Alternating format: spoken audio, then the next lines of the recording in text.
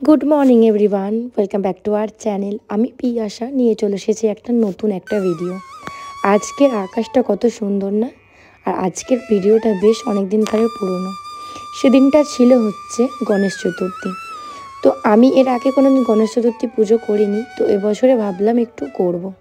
সকাল থেকে আজকে একদম খালি পেটেই ছিলাম, কিন্তু চাটা না হলে তো ঠিক হয় না। তো চা বসিয়ে দিয়েছি আজকে। আর আজ যেহেতু গণেশ চতুর্থী, ওর বাবাকে তাড়াতাড়ি বাড়ি চলে আসবে। তো সকাল সকাল কেন জানি না মুডটা আমার একটু খারাপই ছিল, মুখটা দেখেই বোঝা যাচ্ছে। আমি আমার জন্য 1 কাপ দুধ চা, আর যেহেতু ভাবি চলে এসেছে ওদের জন্য 2 কাপ রচা বানিয়ে দিলাম। ওরা দুধ চা খায় না। আর বাবাই এখানে একটা বিস্কিট এনেছে, ওটার প্যাকেটটা খুলে দেওয়ার জন্য বলছে। তো ও তো সকাল সকাল ওকে ছাতু দিয়েই দিয়েছে অলরেডি। তো এবার আমি চাটা নিয়ে গিয়ে একটু খাবো। আর আজকে যেহেতু ওকে আমি টিফিন দেবো না, খাবার দেবো না, লাঞ্চটা পাঠাবো না, তো তার জন্য যে রান্নার কোনো চাপ নেই। ভেবেছি একটু বেলা করেই করব, কিন্তু বসে থাকতে থাকতে না অনেকটা বেলা হয়ে গেছে। তারপরে ভাবলাম রান্নার আগেই যদি পুজোটা করে নিই তাহলে খুবই ভালো হয় বলে এই যে স্নান করে নিয়েছি। স্নান করে আগে পুজোটা করে নিয়েছি, কিন্তু পুজো করতে করতে না অনেকটাই লেট হয়ে গেছে।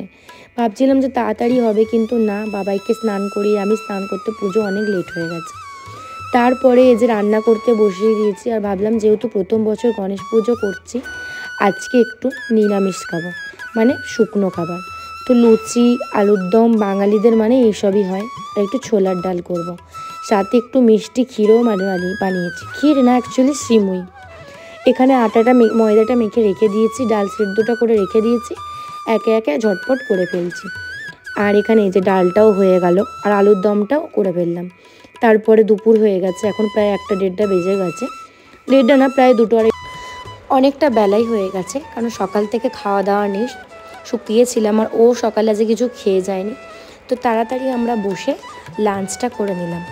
আর আজকে যেহেতু নিরামিষ, তো 1 থালাতেই নিয়ে নিলাম, দুজনে মিলে খেয়ে নিচ্ছি। আর বাবাইও আজকে লুচি খেয়েছে, ওকে লুচি শুধু দিয়েছিলাম, ও শুধু লুচিই খেয়েছে। ও তো তরকারির সাথে এখনও খেতে শেখেনি, তরকারি দিয়ে রুটি বা লুচি, তো তার জন্য শুধু লুচিই খেয়েছে। তো আমি আরও দুজনে মিলে কথা বলছিলাম, জানি না কী নিয়ে, তো ভুলে গেছি এই মুহূর্তে।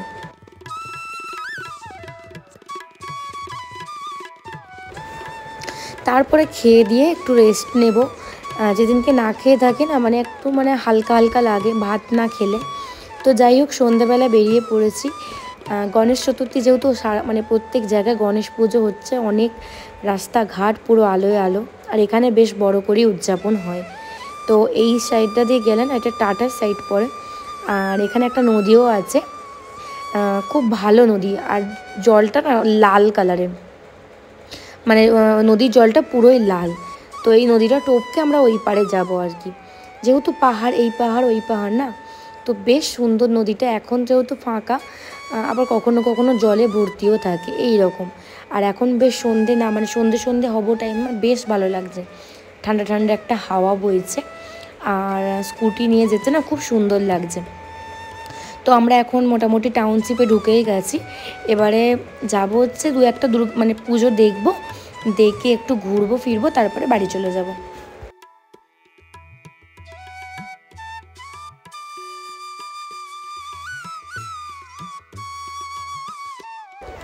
কোথায় যাব করতে করতে এখানে একটা পার্ক আছে টাটার। তো আমাকে অনেক দিন ধরেই বলছিল যে তোমাকে একদিন নিয়ে যাব, বিকালের টাইমে একদিন আসবো সবাই মিলে। তো আসা তো হতো না, তো ভাবলাম আজকেই আমাকে নিয়ে এলো। তো পার্কটা এত সুন্দর না, বলে বোঝানো যাবে না। চারিদিকটা সবুজ আর সবুজ। আর যেহেতু সন্ধ্যাবেলা প্রচুর লাইট লাগানো, আর ওই পাহাড় থেকে পাহাড়ের লাইটগুলো খুব ভালো বোঝা যাচ্ছিলো।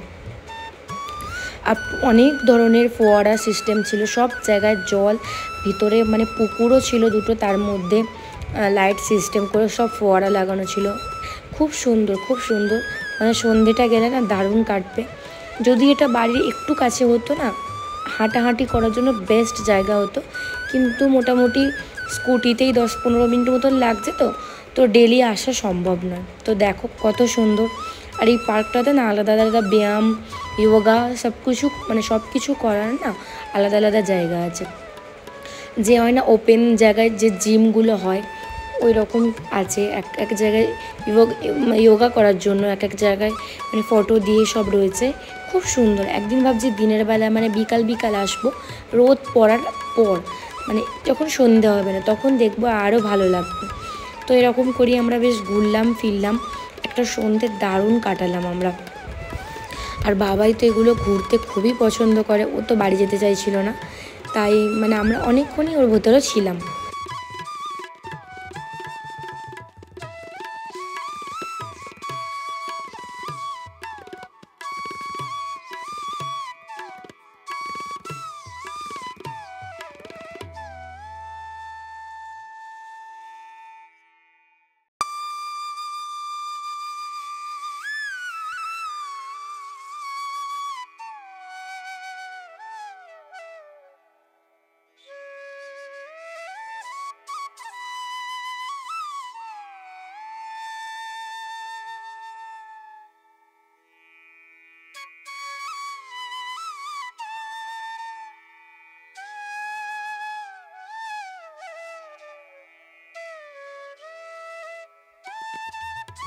বলছিলাম না যোগা করার জায়গা, এই যে সামনেই আসছে যোগা করার জায়গাটা, চলো তোমাদের ভালো করে দেখাই।